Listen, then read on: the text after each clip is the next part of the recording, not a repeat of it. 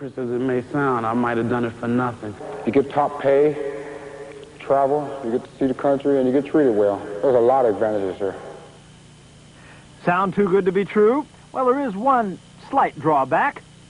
The job is sparring partner for Mike Tyson.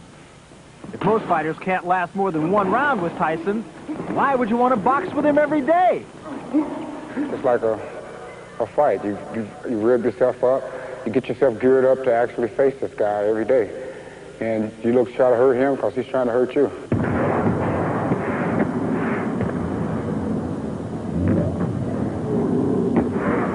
You must do nothing but concentrate on nothing but Mike Tyson for 3 minutes. And before you get in the ring, you have to really prime yourself up for that. If you don't, then that could create problems for you. In a sense, this is not really a sparring session, but a fighting session. I always make it a point to say, look, I want you to go out there, and I want you to do the best you can do. I want you to go out there, I don't want you to hold them back. This isn't a sparring match. I tell them, my guy's here to fight. My guy's going to go hard. And they're called sparring partners. Not so? Perhaps a fighting partner would be more appropriate. I train the way I fight. If someone comes to box with me and they're not serious, I think they're making a very foolish mistake.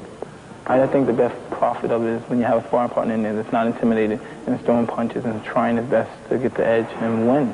Like it's a fight, trying to knock you out. But thus far, no partner has stayed around long enough to even come close to knocking Tyson down.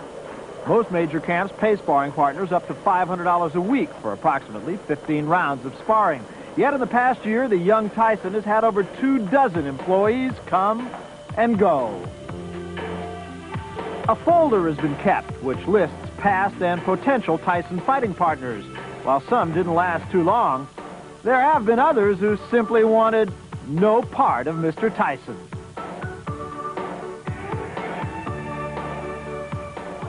I've had guys walk right out. I had one guy walk right out.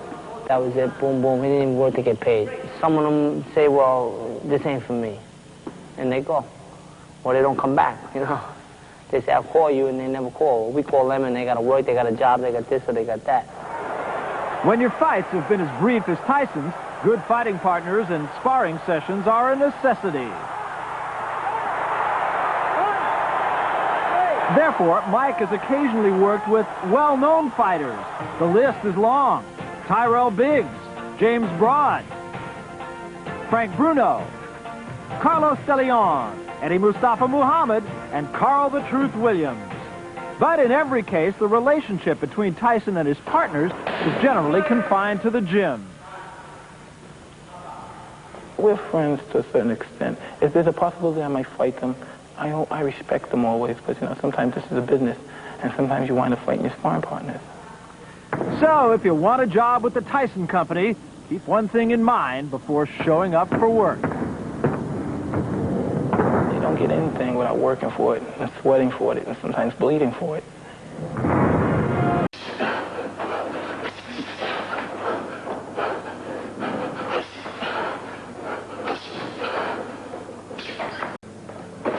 Customato felt that in order to perform at a level when you're fighting professionally in a real fight, the only way to be at your absolute best is to simulate that in practice. The same way two tennis players will go out at full steam out there on a tennis court. To have punches thrown at you with bad intentions and make it your job to get away from them and hit back, which is Custer's theory, and Kevin is trying to keep it instilled in Mike. The only way that can be accomplished to its epitome is to have it done in practice every day without any lesser degree. That makes you a better fighter. And in the Tyson camp, the term sparring may be a misnomer because everyone is instructed to go all out.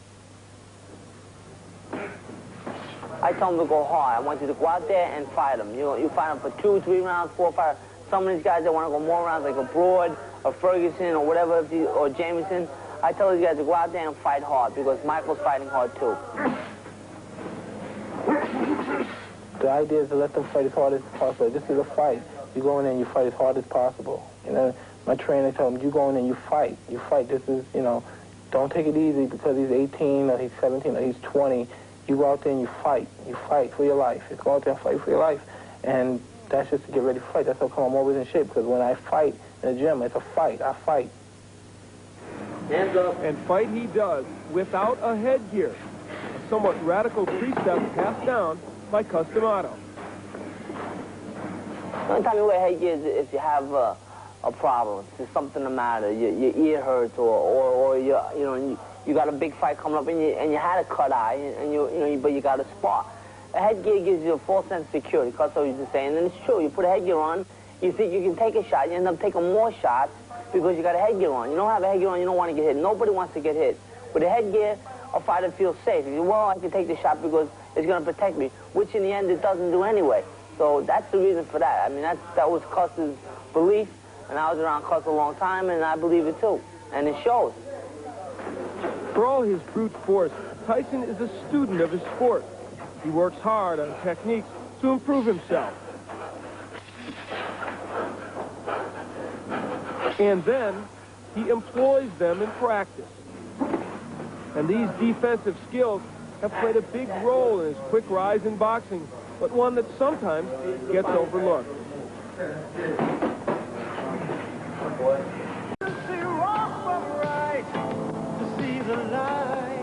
Hard work and dedication can bring. And I'm going to overcome combat. I'm a better fighter. I feel my will is invincible.